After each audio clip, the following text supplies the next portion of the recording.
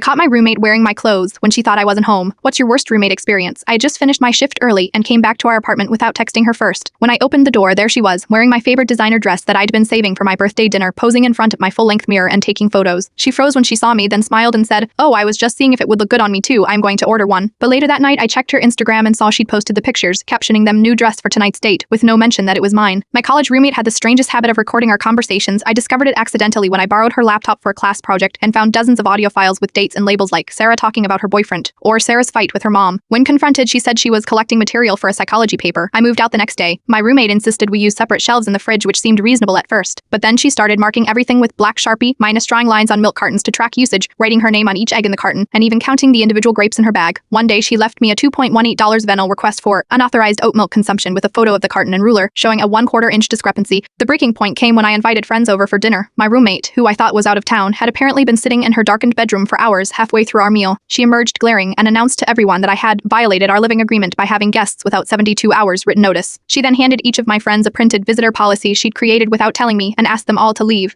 When I refused to apologize, she filled my shower loofah with blue hair. I moved out that weekend. Looking back, I realized these controlling behaviors were deeply rooted in her own insecurities. But at 22, I didn't have the tools to recognize the red flags of a toxic living situation. Now I have a detailed roommate agreement and trust my instincts when something feels off. What toxic roommate behavior did you ignore until it was too late?